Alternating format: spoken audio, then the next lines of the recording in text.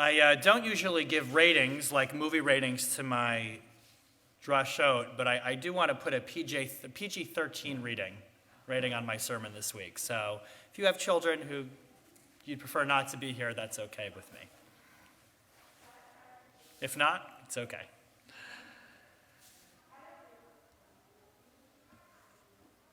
This past week at our Torah study, I taught a text from the Talmud about our responsibility to speak up when we see wrongdoing in our community.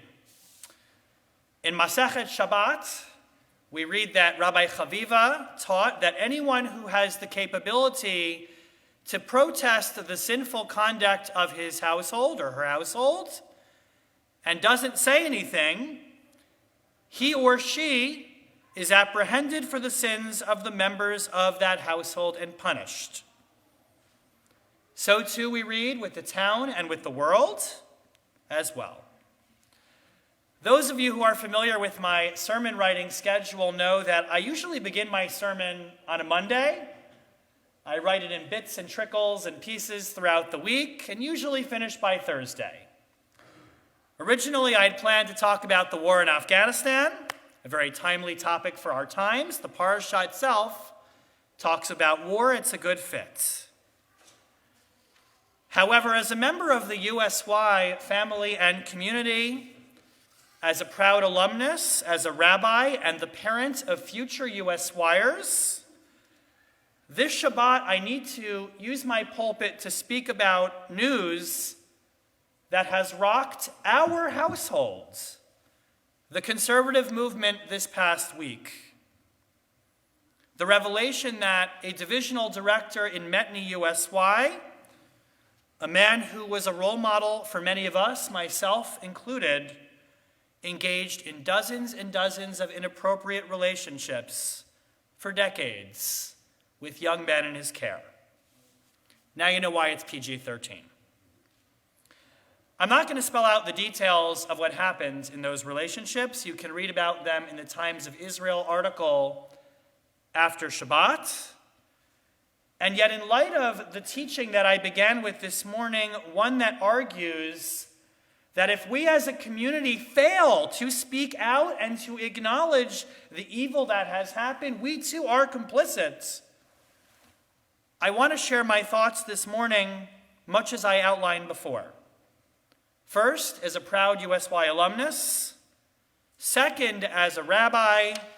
And third, as the parent of USYers in the future, past, present, and future, so that all of us in this room, all of us watching from home, those reading my sermon after the fact, so we can all be part of the solution rather than contributors to the problem.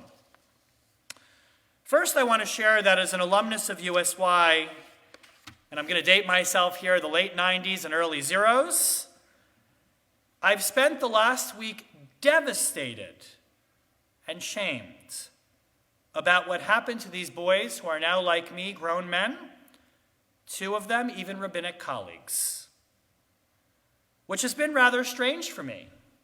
Because you know, those of you who have heard me describe my USY experience from this bima, that is contrary to how I usually describe my own personal experience in USY. USY was the formative experience in my life that helped me to become a mature adult. You know, it's going to be hard for a lot of you to believe, but USY brought me out of my shell. It may have put me back in a little bit, but it brought me out of my shell. My participation in USY gave me self-confidence. It gave me self-esteem. It gave me validation that I needed when I was not as accepted by the peers in where I went to high school. It might also surprise you that as a participant in the program, I wasn't always a perfect role model teenager either.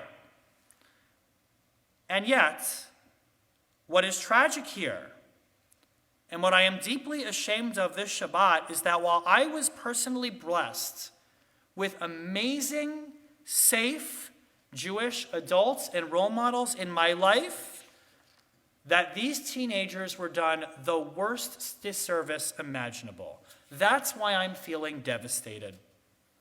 And yes, I realize that that's an absolutely selfish devastation to feel, given what has happened to so many of these young men who have lived with this silence for decades of their lives. My heart truly breaks for them.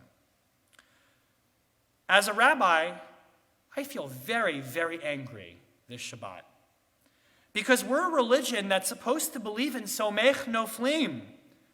We're supposed to lift up those who are fallen and vulnerable. And it's here that we failed miserably. Rabbi Miller said it earlier, our parasha mentions in no uncertain terms our responsibility to protect those in the community this week. I feel awful for the current leader of USY.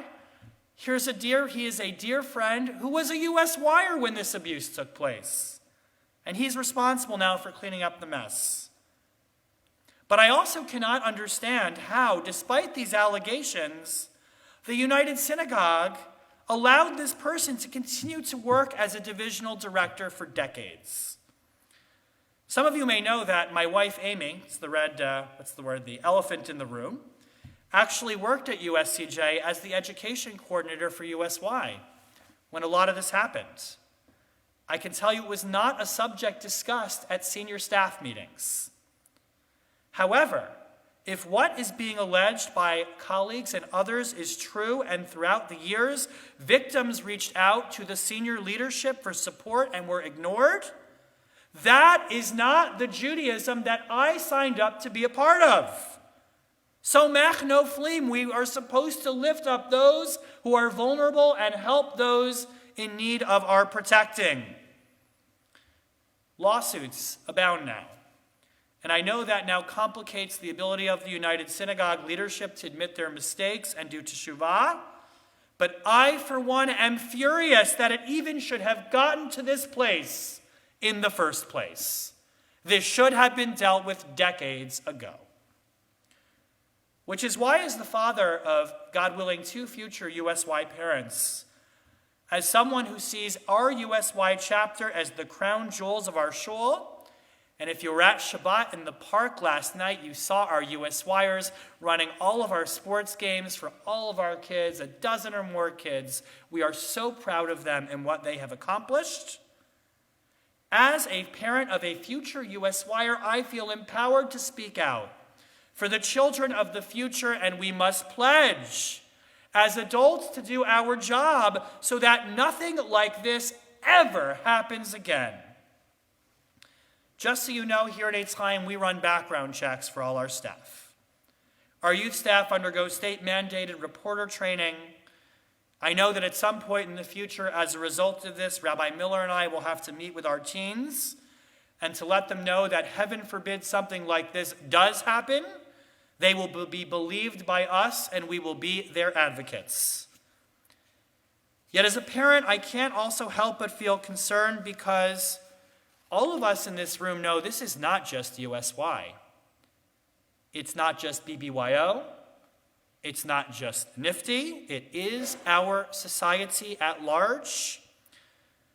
Some of you may know all synagogues, including ours, have liability insurance, so I am told. Many coverage providers want to drop abuse from their coverage. Why? Because it's so pervasive and so expensive to cover. It's not just Catholic churches or Boy Scouts anymore. Abuse affects all of us engaged in this sacred work. In this week's Parashat Teitzei, we are reminded, as I've said several points today, that we must care for the vulnerable. Lo tateh mishpat ger yatom va'almana. We shall, the Torah teaches us, never pervert justice from the stranger, the orphan, the widow. Why these 3 groups? It is because they traditionally were viewed by the Bible as the most vulnerable groups in need of care by their society. This Shabbat, we may not forget that there are those in our society as well, our kinderlach, our kids, who need us to create safe spaces for them to grow and develop. We can and we must do that together. And yet when things go wrong, and they certainly have gone horribly wrong here. We must speak out for the victims and not pervert the justice they seek or deserve. We must acknowledge their pain, stand with them in their frustrations, so that as the Talmud teaches the culpability of the few who are evil in our house may never turn into the culpability of all of us in this room and at home and in the world at large. So that, God willing, they will receive the justice they deserve, and they may heal from the great pain that they feel. Shabbat Shalom. I hope I never have to give a PG-13 sermon again.